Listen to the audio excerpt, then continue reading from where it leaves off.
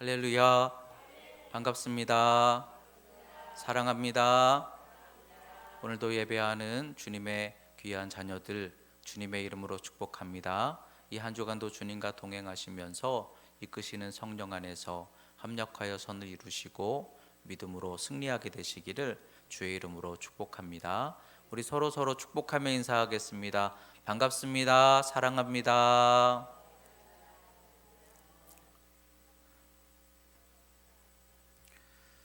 오늘은 사사기 두 번째 말씀으로 구원의 모범 사사 온니엘이라는 제목으로 하나님의 말씀 나누도록 하겠습니다. 온니엘 사사는 이스라엘의 첫 사사입니다. 그래서 우리가 온니엘을 첫 사사로서 오늘 함께 나누고자 하는데, 온니엘은 여호수아 15장에 그리고 사사기 1장에 또 오늘 읽은 사사기 3장에 이렇게 세 번 등장을 하고 있습니다. 세 번 기록했다라는 것은 그만큼 반복했다라는 것은 강조했다라는 것이죠. 강조한다라는 것은 중요하다라는 것이죠. 여러분, 이 온니엘은 첫 사사로서 성경에서는 굉장히 중요하게 강조하고 있는 믿음의 첫 사사, 믿음의 첫 발걸음, 첫 문을 열었던 믿음, 이렇게 생각할 때 굉장히 중요하다라고 볼 수가 있는데, 그런데 우리는 이 온니엘을 사실은 잘 몰라요. 왜냐하면 기드온이나 삼손이나 이런 어떤 특별한 어떤 역사를 나타냈던 사사와는 달리 온니엘은 그렇게 뭔가 대단하게 기록하고 있는 내용이 없는 것 같거든요. 그런데 중요한 것은 온니엘은 일생 동안 실수도 하지 않고 또 어떻게 보면은 모범이라고 말할 수 있어요. 구원의 모범, 또 사사로서의 모범이라고 말할 수가 있어요. 그리고 그는 특별할 것이 없지만 특별할 것이 없기 때문에 오히려 우리에게 더 은혜가 돼요. 왜냐하면 우리가 믿음 생활하면서 뭔가 특별한 믿음의 능력을 나타낸다라기보다는 평범한 어떤 삶 속에서 하나님께 말씀 따라 순종하여 구원을 이루어 나간다, 이렇게 생각할 때 사실은 이 온니엘 사사가 우리에게 더 적절하게 적용이 될 수 있는 구원의 모범이라고 볼 수가 있어요. 그럼 오늘 사사기 3장 말씀을 통해서 이 온니엘 사사를 통하여 우리가 이 아침에 깨달아야 하는, 그러면 구원의 모범 사사 온니엘은 어떤 믿음과 구원을 이루어 갔는가, 이것을 통해서 저와 여러분들에게 함께 말씀의 은혜를 나누고자 할 때, 첫 번째로 오늘 말씀은 하나님께서 시험하신 이야기로부터 시작이 되고 있습니다. 1절부터 3절까지 말씀인데, 여러분들 성경 펴셨나요? 우리 같이 한번 읽어볼까요? 여호와께서 가나안의 모든 전쟁들을 알지 못한 이스라엘을 시험하려 하시며 이스라엘 자손의 세대 중에 아직 전쟁을 알지 못하는 자들에게 그것을 가르쳐 알게 하려 하사, 남겨두신 이방 민족들은 블레셋의 5군주들과 모든 가나안 족속과 시돈 족속과 바알 헤스몬 산에서부터 하맛 입구까지 레바논 산에 거주하는 히위 족속이라. 5절 말씀 한번 읽어보겠습니다. 그러므로 이스라엘 자손은 가나안 족속과 헷 족속과 아모리 족속과 브리스 족속과 히위 족속과 여부스 족속 가운데에 거주하면서, 이렇게 말씀이 시작되고 있죠. 하나님께서 이스라엘을 시험하시는데 왜 그렇게 하셔요? 전쟁을 알도록 하시기 위하여. 근데 그 전쟁이라는 게 뭘까요? 총 쏘는 전쟁, 우리 6.25 세대를 말하는 걸까요? 그 총 쏘는 전쟁을 얘기하는 게 아니라 믿음의 전쟁, 영적 전쟁을 알게 하시기 위하여. 믿음의 전쟁이라는 것은요, 믿음으로 대항할 줄 아는 능력이죠. 믿음으로 싸우고 믿음으로 이기고 믿음을 실천하고 은혜의 문을 열고 생수의 은혜가 임하게 하고 성령의 역사를 만나고 또 말씀 따라 사랑으로 이기고 믿음으로 이기는 이런 믿음의 전쟁을 알게 하시려고, 이기게 하시기 위해서 믿음의 전쟁을 알게 하시려고, 그래서 시험을 하셨는데, 그 시험의 도구들이 어떤 도구들이었나요? 이스라엘 주변에 더불어 살아가고 있는 이방 민족들, 이스라엘의 입장에서 볼 때는 주변에 있는 사람들, 그러나 더불어 살면서 화친하면서 경제적으로나 생활 속에서 자신들에게 서로 상부상조 유익을 얻고 있는 그 주변에 있는 더불어 살아가는 것들이, 근데 하나님께서 시험을 하시니까 그게 뭐가 되었어요? 이스라엘의 시험이 되게 하셨더라는 것이죠.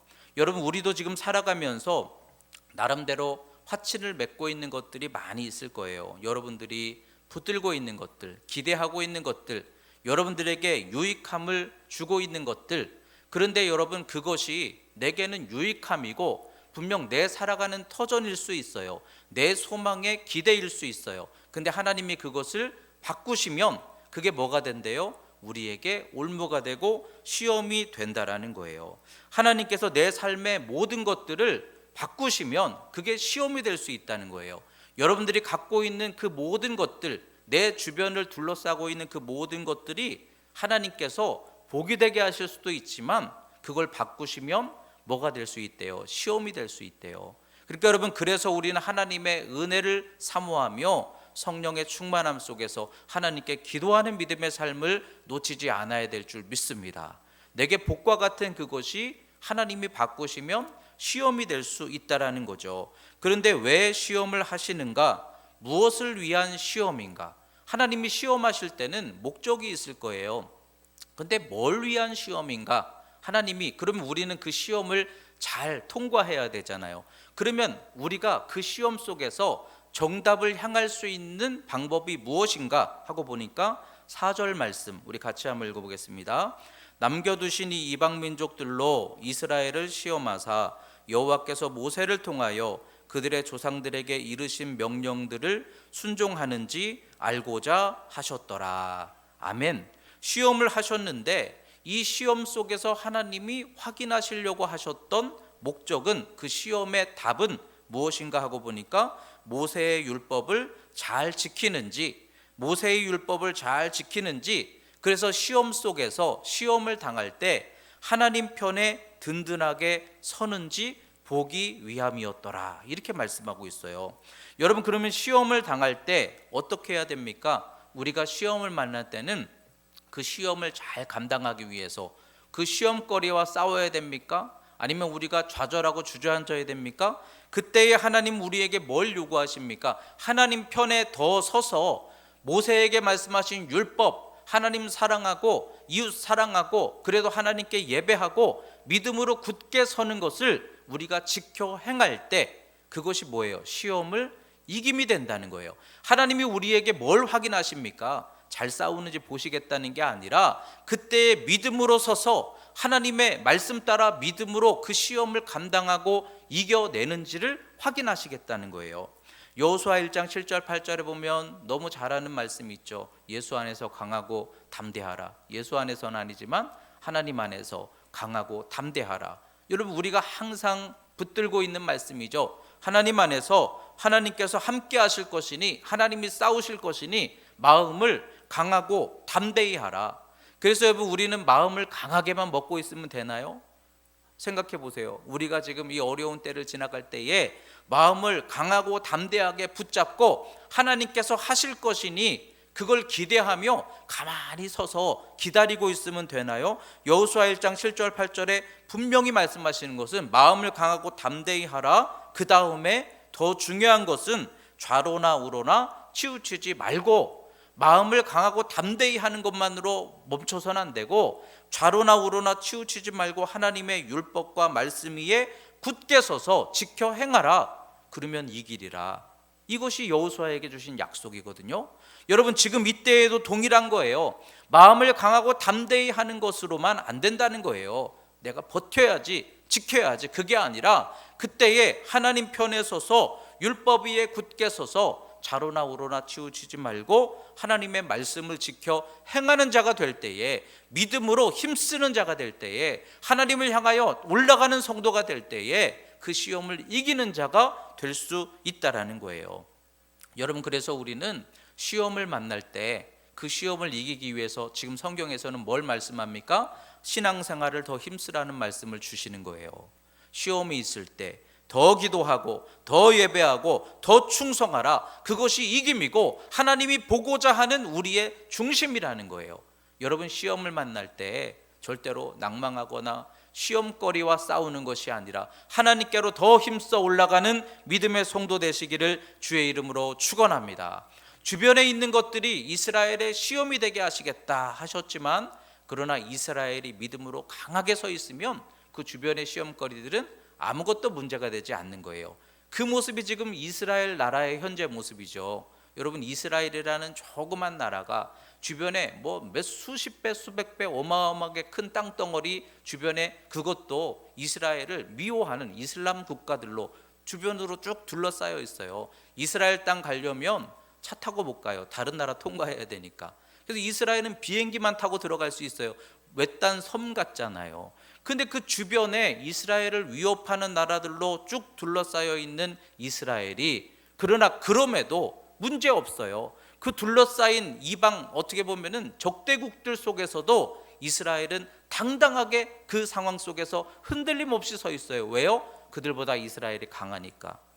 여러분, 주변에 우리에게 시험이 아무리 찾아와도 중요한 것은 내가 믿음으로 강력하면 하나님 안에서 이길 수 있다는 거예요. 시험이 강한 것이 아니라 내가 약한 거예요. 여러분, 더 큰 믿음으로 굳게 서는 지혜의 믿음 갖게 되시기를, 성령 충만하시기를 주의 이름으로 축원합니다. 시험과 고난이 왔을 때, 그때 여러분 세상이 우리에게 어떤 유익이 되나요? 내가 붙들고 있던 그것이 내게 시험이 될 때에 그것들이 무슨 유익이 되나요? 어떤 목사님이 그런 이야기를 하시더라고요. 목회를 하면서 어느 순간이 되니까 정말 세상에 아주 유력한 사람들, 그저 경제인, 정치인, 법조인 이런 사람들이 교회에 막 들어오는데 얼마나 든든한지. 근데 이 목사님이 어느 날 갑자기 큰 병에 걸리니까 그 세상에 있는 것들은 아무런 도움이 되지 않더라는 거예요. 여러분의 인생 속에 시험이 왔을 때 내 주변에 내가 의지하고 있는 그것이 내게 도움이 되던가요? 우리 가정에 어떤 위기가 왔을 때, 교회에 어떤 시험이 왔을 때 그 세상에 유력한 것들이 우리에게 도움이 되는가 하는 거예요. 아무 쓸모 없더라는 거예요. 오직 하나님께 기도하고 하나님이 은혜로 열어주시는 것밖에는 방법이 없더라, 이렇게 고백하더라고요. 여러분, 우리에게 시험이 오는 것은 하나님께로 더 붙들고 의지하라는 하나님의 사인인 거예요. 여러분, 우리가 시험을 만날 때 더 하나님을 의지하는 믿음이 되어서 그 시험을 잘 감당하고 하나님께 피하여 더 은혜 충만, 성령 충만, 믿음 충만 회복하는 우리 믿음의 신앙들이 되시기를 주의 이름으로 축원합니다. 그런데 그 시험을 주었을 때 이스라엘은 어떻게 반응했는가, 어떻게 답을 만들어냈는가 하고 보니까 6절 7절 말씀 같이 읽어보겠습니다. 그들의 딸들을 맞아 아내로 삼으며 자기 딸들을 그들의 아들들에게 주고 또 그들의 신들을 섬겼더라. 이스라엘 자손이 여호와의 목전에 악을 행하여 자기들의 하나님 여호와를 잊어버리고 바알들과 아세라들을 섬긴지라. 근데 그 시험, 주변에 있던 것들을 통해서 하나님이 시험을 주셨을 때 우리도 마찬가지예요. 우리에게 수많은 우리 주변의 것들을 맡겨주셨을 때 우리도 그들처럼 화친을 맺고 있죠. 아내를 맞이하고 아들을 주고 서로 잘 유대관계를 맺어 나가는데, 그러면서 어떻게 됐어요? 그들이 하나님을 섬기도록 만들 게 아니라 우리가 그들의 신을 섬기게 되었더라라는 것이죠. 이스라엘이 뭐래요? 하나님을 잊었더라. 우리가 살아가면서 우리 주변에 있는 많은 것들로 인해서 내가 감당하기 어려우니까 더 하나님께 기도해야 되겠구나, 이렇게 마음먹은 게 아니라 세상 속에서 주변에 많은 것들을 붙들고 살아가는 과정 속에 이스라엘인데 하나님을 잊었더라. 그것들을 붙들고 있다가 하나님을 잊었더라라는 것이죠. 여러분, 하나님을 잃어버린 교회 말이 됩니까? 하나님 역사가 없는 교회, 이 교회가 아닌 거죠. 여러분, 하나님을 잃어버린 성도입니까? 성령의 역사를 잃어버린 성도입니까? 크리스찬이라는 말이 뭐예요? 우리가 크리스찬입니다 당당하게 자랑하는데 크리스찬 예수쟁이에요. 예수밖에 모르는 거예요. 조롱받던 이름이에요. 저 예수밖에 모르는 자들, 저 성령밖에 모르는 자들. 그런데 우리가 하나님을 잃어버렸다라는 거예요. 이스라엘의 특별함은 하나님이 그들과 함께 하셨기 때문에 이스라엘이 특별한 거지, 그들이 이스라엘 백성이기 때문에 특별한 게 아니에요. 하나님 없는 교회는 아무것도 아닌 거예요. 근데 하나님을 잃어버렸더라, 이렇게 말씀하고 있죠. 그들과 더불어 살아가다가 그들과 서로 좋은 관계를 맺었는데, 그런데 하나님을 잃어버렸더라. 최근에 우리 한국 경제에 큰 역할을 하셨던 이건희 회장이 이제 돌아가셨죠. 이후에 이제 많은 이야기들이 회자가 되는데, 그분이 참 일생 동안 고생도 많으셨지만 외로움을 많이 가지셨다 그러죠. 그래서 강아지를 좋아했대요.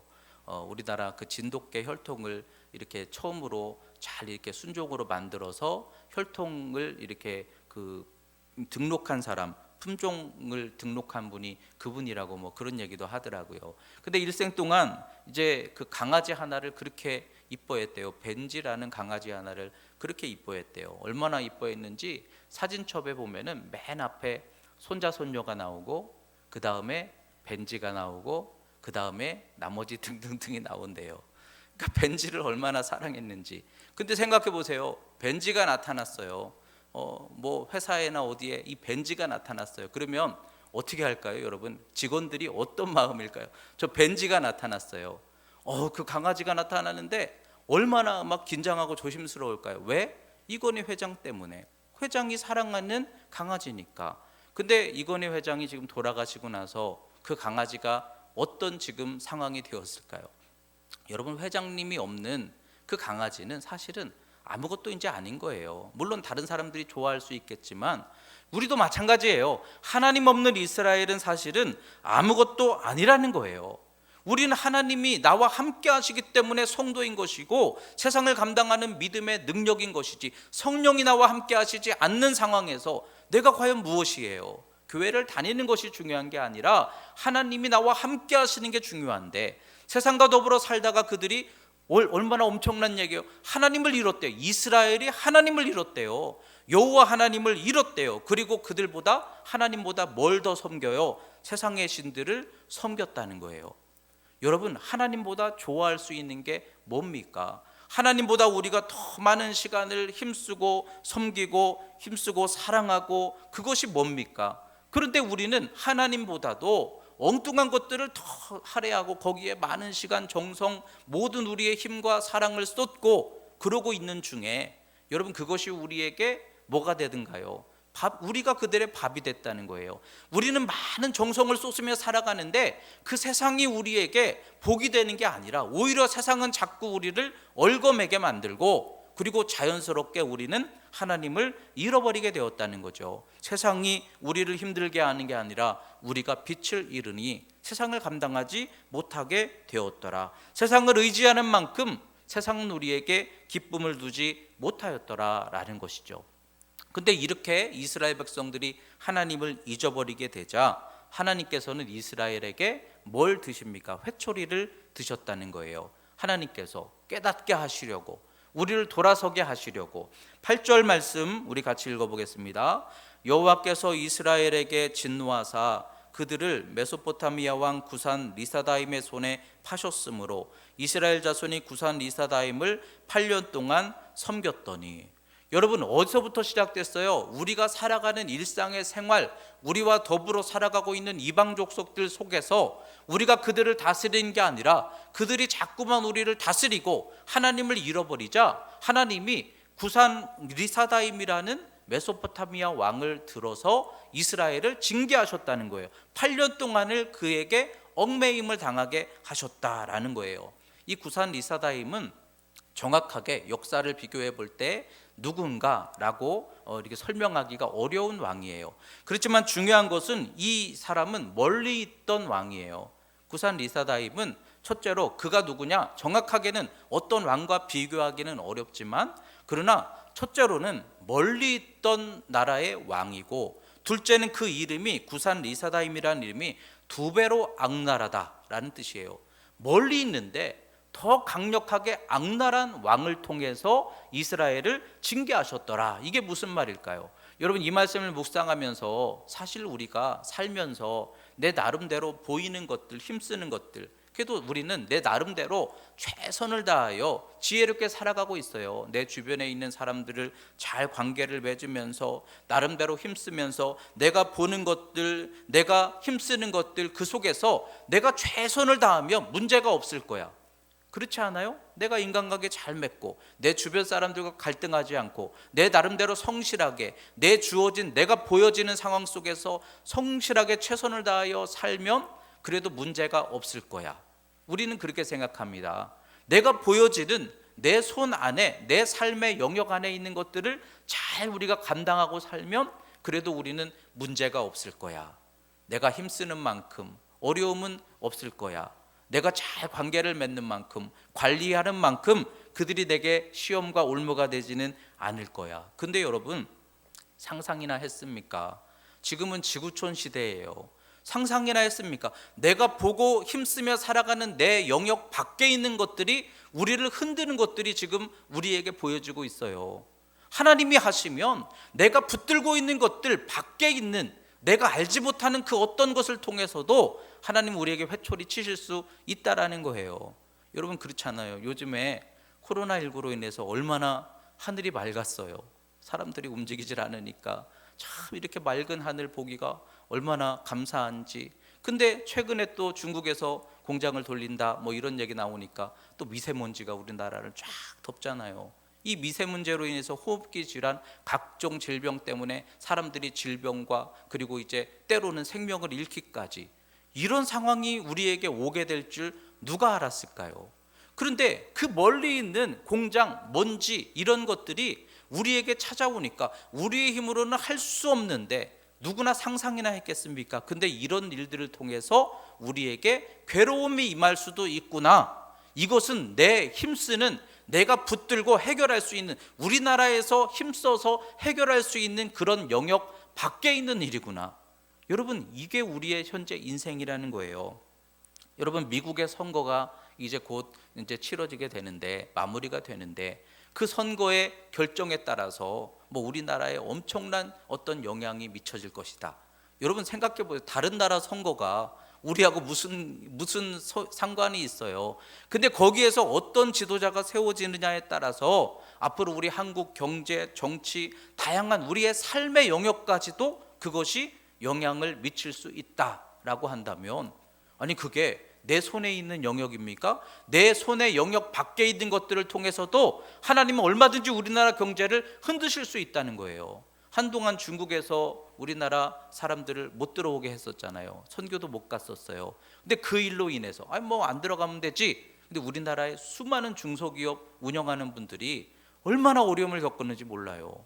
이게 판로가 막히니까 엄청나게 여러분 그 사람들이 그렇게 정책을 정한 것이 우리에게까지 그렇게 영향을 미치리라? 여러분 그게요 지금 우리 삶에 엄청나게 지금 영향을 미치고 있는 거예요. 여러분들이 소비하고 있는 물가, 수많은 삶의 패턴 속에 그들의 정책 하나가 우리에게도 그렇게 영향을 미칠 수 있는 거예요. 코로나도 그렇잖아요. 중국에서 유행병이 번졌다. 아 그들의 일이구나. 근데 그게 우리나라를 이렇게 덮고 세계를 덮어버릴 줄 누가 상상이나 했겠습니까?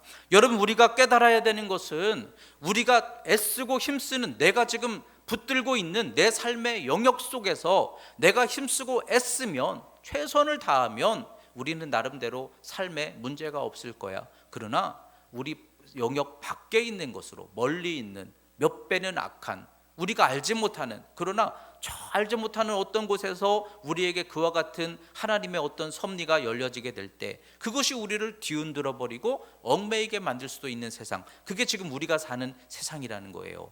여러분 이때에 내 영역 밖에 있는데 내가 누구에게 도움을 청할 수도 없는데 내가 미국이나 어떤 외국에 가서 도움을 청하고 그 판로를 열 수도 없는데 여러분 어떻게 우리가 하나님께 기도하지 않을 수 있어요?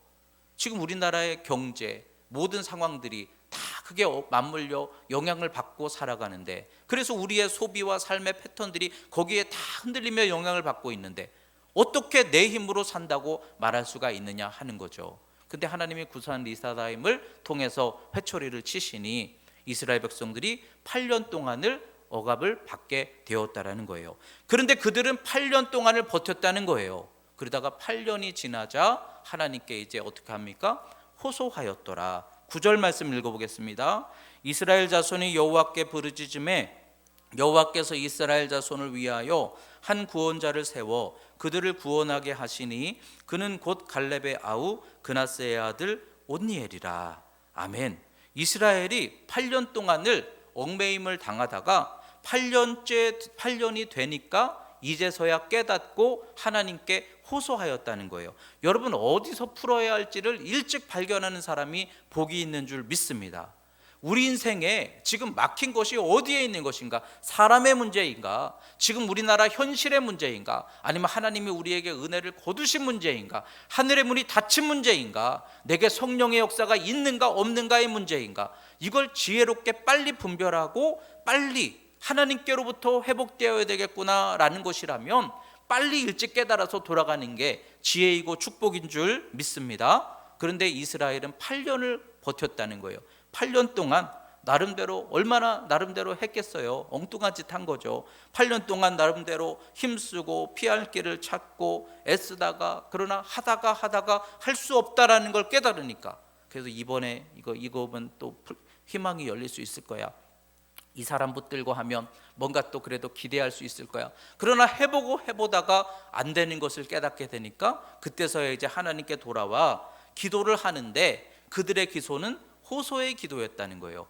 호소하였더라라고 표현했어요. 그들이 회개하였더라, 눈물 흘리며 참회하였더라, 여호와께로 돌아왔더라. 그게 아니라 호소하였다라는 것은 너무 힘든 것을 하나님께 탄식한 거예요. 하나님께 돌아와 탄식했다는 거예요. 하나님 힘들어요.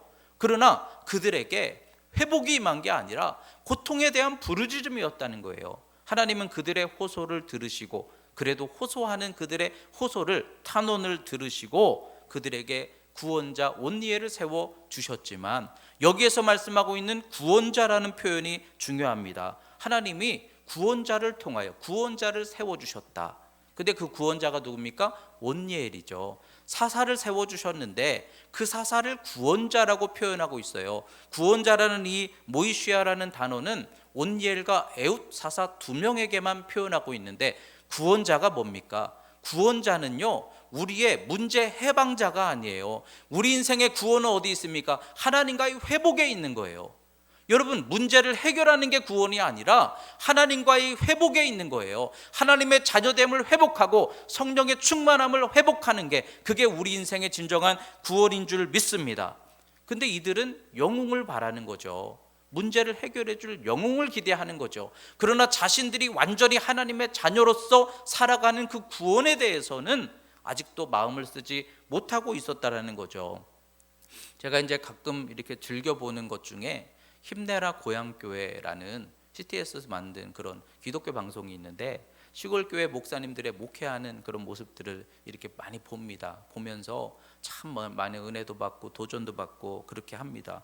그런데 거기에 보면은 많은 교회들 간증들이 나오는데 정말 무너졌던 교회 건물을 목사님이 오셔서 그걸 다시 다 이렇게 손으로 지으셔서 일으키셨어요. 없던 사책을 만들었어요. 건물을 다시 세웠어요. 어려웠던 이 시골 경제에 목사님이 오셔서 농법을 개발해 경제의 어떤 새로운 희망을 열어주셨어요. 아이들 공부하기 어려운 상황에 사모님이 가르쳐줘서 아이들에게 고교육의 길을 열어주셨어요. 병원 가기 어려운 누리들에게 목사님이 오셔서 병원을 데리고 다니면서 그런 복지 의료를 혜택을 받을 수 있게 해주셨어요. 너무나 귀한 일이죠. 근데 여러분, 그게 우리의 구원입니까? 여러분, 그걸 위해서 목회자가 사용되는 겁니까? 우리의 문제를 해결하기 위해서 예수 믿는 겁니까? 그것이 아니에요. 그렇게 문제는 해결했어도 그 마음에 생명이 없으니까 여전히 좌절하는 거예요. 여전히 어둠이 가득한 거예요. 여전히. 그렇게 목사님 오셔서 얼마나 고생 많이 했는지 몰라요. 그래서 감사해요. 그런데 자기의 속에는 생명이 없어요. 여전히 불평하고 근심하고 어두워요. 스스로 일어나 기도하지 못해요. 믿음으로 살지 못해요. 그러면 그게 여러분 구원입니까? 아니면 문제를 해결해 준 영웅입니까? 지금 이 시대는 구원자가 필요하다는 거예요. 정말 그 마음속에 성령이 임하여서 그래서 문제를 해결하는 것으로 끝나지 않고 그 마음속에 생명이 임하니 기도가 회복되고 예배가 회복되고 하나님 사랑이 회복되고 구원의 확신이 회복되고 이것이 구원인 줄 믿습니다. 여러분, 이 구원을 우리가 이루어가야 되는 거예요. 근데 그들이 호소하였으나 그들은 진정한 회복을 향한 것이 아니라 그들은 문제가 힘드니까 호소한 거예요. 문제를 해결해 주는 온니엘을 통해서 그러한 해결의 기쁨을 누린 거예요. 그러나 지금 우리에게 필요한 것은 구원이라는 거예요. 영혼이 회복되고 생각이 변화되고 살아나고 내 안에 예수님 닮은 생각이 있고 내 삶에 주님의 뜻이 나타나고 주님이 기뻐하실 인생을 살아가고, 여러분 이것이 구원이잖아요. 이것을 회복하게 하시는 은혜를 우리가 사모해야지. 여러분 힘들어서 스스로 만들어 놓고 그렇게 힘들게 그 길로 갔다가 그거 회복하고, 그러나 여전히 하나님을 잘 믿고 사랑하며 섬기지 못하고 하나님의 은혜를 어떻게 받아 누리는지를 알지 못하고, 그건 구원이 아니에요. 여러분 하나님으로 말미암아 진정한 구원은 예수 그리스도 성령을 통해서 우리에게 생명 있는 믿음의 역사를 이루어가는 게 구원인 줄 믿습니다. 그러니까 우리가 하나님께 기도하되 우리는 우리 인생의 문제도 기도해야 되겠지만, 진정 어디서부터 이게 끊어졌나, 뭐부터 우리가 회복해야 되는가, 내 인생에 정말 중요한 축복은 무엇인가, 하나님인데, 하나님 회복하는 것인데, 은혜 회복하는 것인데, 여러분 이것을 회복할 수 있는 저와 여러분들이 될 수 있기를 주의 이름으로 축원합니다. 그들이 호소하였을 때 하나님이 사사 온니엘을 세워주셨다. 10절 말씀 읽어보겠습니다. 여호와의 영이 그에게 임하셨으므로 그가 이스라엘의 사사가 되어 나가서 싸울 때에 여호와께서 메소포타미아 왕 구산 리사다임을 그의 손에 넘겨주시매 온니엘의 손이 구산 리사다임을 이기니라. 아멘. 온니엘은 여호수아 15장 사사기 1장에 표현되고 있는데, 그가 어떻게 일어서게 되었는지 갈렙과 연관이 되죠. 여호수아 15장과 사사기 1장에 보면은 갈렙이 헤브론을 정복한 다음에 드빌을 정복해 나가야 되는데, 기럇 세벨이라고도 표현하죠. 드빌 땅을 정복해야겠는데 다들 지치고 두려워하고 있을 때에 갈렙이 이렇게 얘기하죠. 누구든지 앞서 나아가는 자에게는 내 딸 악사를 주리라. 그때 누가 일어나 나갔대요? 온니엘이 일어나 나갔다는 거예요. 온니엘은 그 과정에서 등장을 하거든요. 여기서 중요한 거는 결혼이라는 문제, 그리고 어떤 소망과 성취라는 문제, 그걸 위해서 온니엘이 일어나 나갔더라. 근데 이 말씀을 묵상하면서 근데 이해가 되지 않는 게, 결혼은 딸의 인생이잖아요. 악사의 입장에서 볼 때는 자기 인생이잖아요. 근데 자기 인생을 걸고 내가 선물로 줄 것이니, 누구든지 나가는 자에게 내가 선물로 줄 것이니, 도대체 이게 뭘까? 이렇게 해도 되는 건가? 여러분 생각해 보면, 아니 앞서 믿음의 일을 위해서 헌신하는 건 좋지만 딸의 인생을 걸고 하는 게 그게 맞는가? 그런데 또 한편으로 보면은 참 얼마나 대단한 믿음인가? 그렇잖아요. 믿음을 위해서라면, 부흥을 위해서라면, 하나님 영광을 회복하기 위해서라면 내 딸의 결혼도 나는 헌신할 수 있습니다. 악사 입장에서는 내 인생도 헌신할 수 있습니다. 이 믿음 아닙니까? 갈렙이 네, 온니엘이 등장하게 된 것은, 갑자기 생각이 안 났어요. 온니엘이 등장하게 된 것은 이 결혼이라는 과정을 통해서 온니엘 사자가 등장하는데, 여러분 이 말씀 속에서 한번 우리를 돌아보자는 거죠. 내 인생이잖아요. 내 인생. 내가 절대로 이거는 내 겁니다. 놓을 수 없는 거. 내가 좋아하는 사람 만나서 결혼하는 거지. 그렇잖아요. 딸이 좋아하는 사람 만나서 결혼하는 거지. 근데 하나님의 은혜를 얻기 위해서라면 내가 좋은 것보다도 믿음이 중요하고 충성이 중요하고 헌신이 중요합니다. 이렇게 우리가 그 믿음을 내걸 수 있는가 하는 거예요. 여러분들은 여러분들의 선택 인생 속에 내가 좋아하는 것을 선택하고 계시나요? 하나님이 은혜되게 하시고 하나님이 축복하실 그러한 것들을 기준으로 선택하고 계시나요? 여러분, 내가 아무리 놓을 수 없는 내 것이라 할지라도 그게 하나님께 붙들려져서 하나님이 축복하실 수 있는 그런 과정이 될 수 있다면, 결혼이라는 문제 또는 직장이라는 문제, 물질이라는 것들, 여러분 이거 헌신하여 하나님의 은혜를 위해서라면 그거를 그 통로로 사용할 수 있을까 하는 거예요. 저는 목회하면서 전도사 시절에 배우자를 위해서 기도를 했습니다. 그런데 솔직히 목회가 너무 형편이 어렵고 또 목회 임지도 없고 그런 때다 보니까 솔직히 저라고 마음속에 그런 생각이 없었을까요? 큰 교회 목사님 딸 만나서 결혼해가지고 교회 물려받으면 좋겠다, 이런 생각 했을까요? 안 했을까요? 창피하지만 했습니다.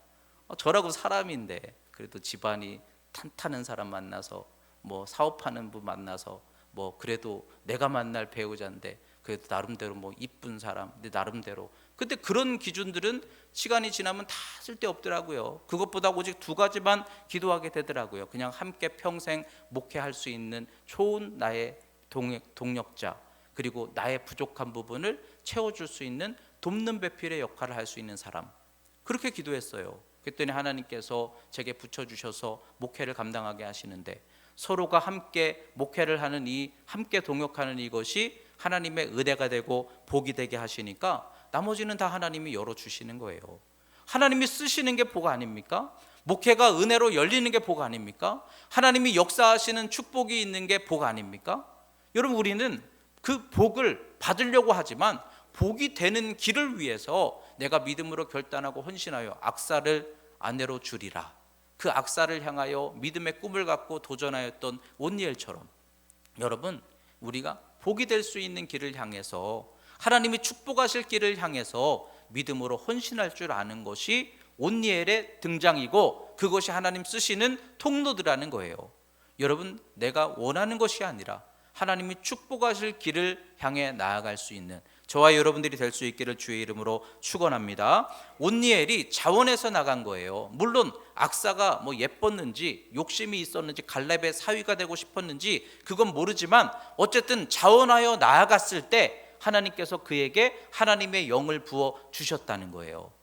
하나님의 영이 임하니까 온니엘이 나간 게 아니에요.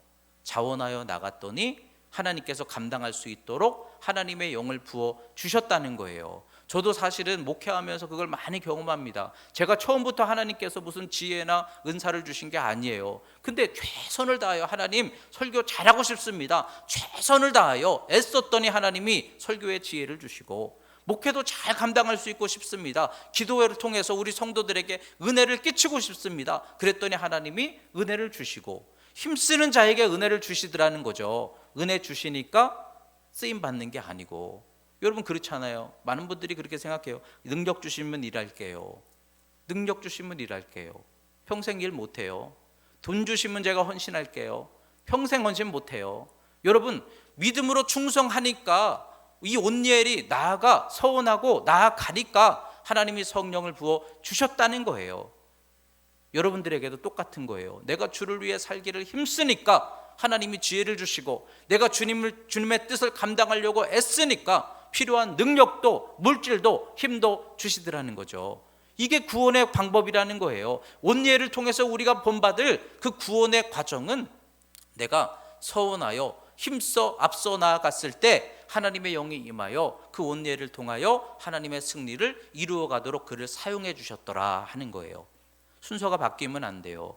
능력 주시니까 일하는 게 아니에요. 일하니까 능력 주시는 거예요. 충성되니까 힘 주시는 거예요. 그와 같은 은혜가 여러분들에게 있게 되시기를 주의 이름으로 축원합니다. 그래서 마지막으로 온니엘의 결론은 무엇입니까? 11절 말씀 읽어보겠습니다. 그 땅이 평온한 지 40년에 그나스의 아들 온니엘이 죽었더라. 아멘.